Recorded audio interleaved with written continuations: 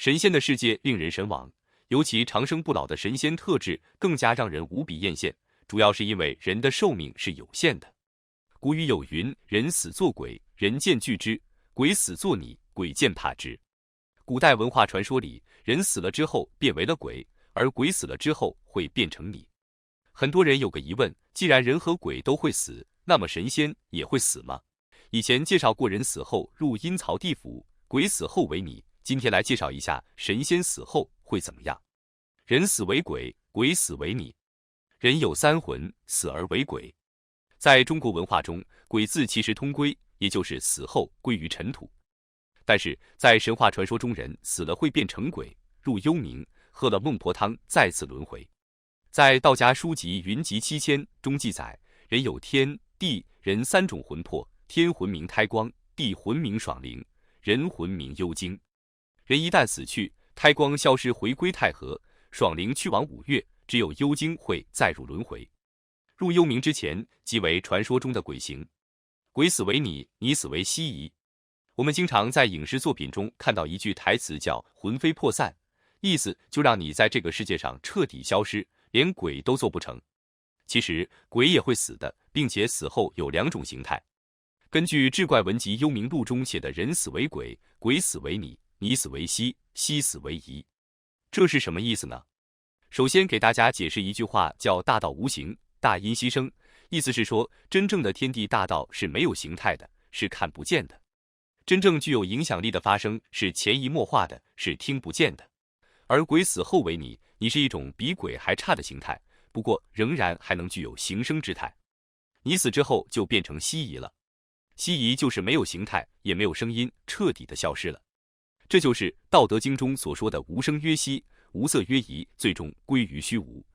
佛教解读神仙死后，若按照神话传说的逻辑，神仙通常都是人修炼或动物修炼而成的。其实神仙也就是比人要多活几百年而已，所以神仙也会死去。佛教中常说天人五衰，讲的是神佛会出现5种死亡的征兆，最后会死。那么死后如何呢？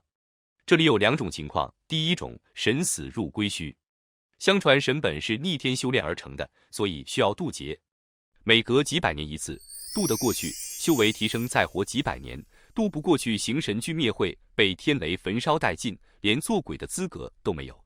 但有一个地方叫归虚，也就是庄子《逍遥游》中所说的冥海，这是真真正正的死了，消失不见，身归混沌，不再有独立的神识，与天地融合在一起。第二种，转世再修，这种我们很熟悉，在《西游记后传》中，佛祖便死掉了，然后以转世灵童的形式坠入人间。这是神仙死后的第二种方式，说白了就是形态消亡，但神识犹在。转世为人之后再修行。道教解读神仙死后，道教是一个神仙崇拜的宗教，并且神仙信仰是道教的核心信仰。道教的修行者希望通过各种方式，最终可以实现长生久世，飞升成仙。道教的神仙体系非常庞大，以三清天尊、玉皇大帝、四御等为主神，并且划分了诸多的神部，如执掌风雨雷电的雷部诸神，执掌日月星辰的星宿部诸神。另外世间的山川河岳，甚至是冥界地府都有不同的神仙存在。道教的神主要有先天神和后天神，先天神大部分都是由先天之气幻化而来，如道教最高尊神三清天尊，还有玉皇大帝、斗母元君、西王母、紫薇大帝等等。而后天神则是民间那些卓越的历史人物，在死后被侍奉成神的，如岳飞、各地城隍爷、关羽等等。道教的神归根到底都是大道的化身，道散则为气，聚则为神。大道永存于世，因此神也是不死不灭的。如高尚玉皇本行集经记载，玉皇大帝是地身，即道身也，非常体也，是无量功德之身，是清净自然之身，是神明坚固不坏真空无上法身。玉皇大帝代表着大道的根本信仰，不死不灭，永存于三界。说完了神，我们再来说说仙。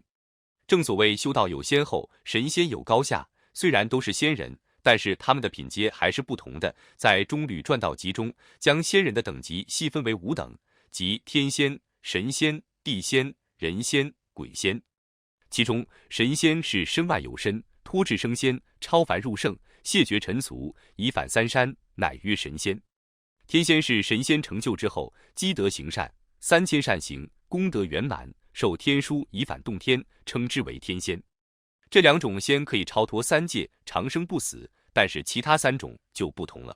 鬼仙可以说是一种修行失败的仙，他们由于太急于求成，结果形如槁木，心若死灰，神识内守，一志不散。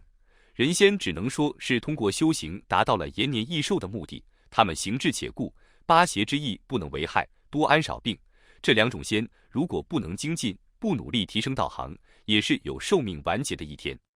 而地仙这个阶段真正可以达到长生久世的修行目标，在丹道学来说是完成了炼气化神的胎养阶段。注意是长生久世，说明他们依然是无法跳出3界，依然有寿终之时，无法逃脱轮回之苦。另外，人的生命有生死不记录，神仙的生死据说也有记录，那么由谁来管呢？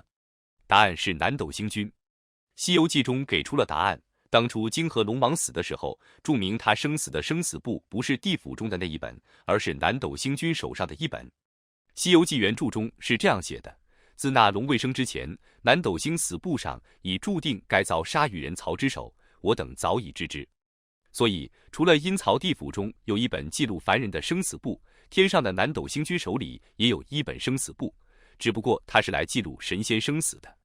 以上就是今天介绍的内容，喜欢我的内容请关注、转发。你对神仙的死有什么看法？欢迎在评论区留言。感谢观看，我们下期见。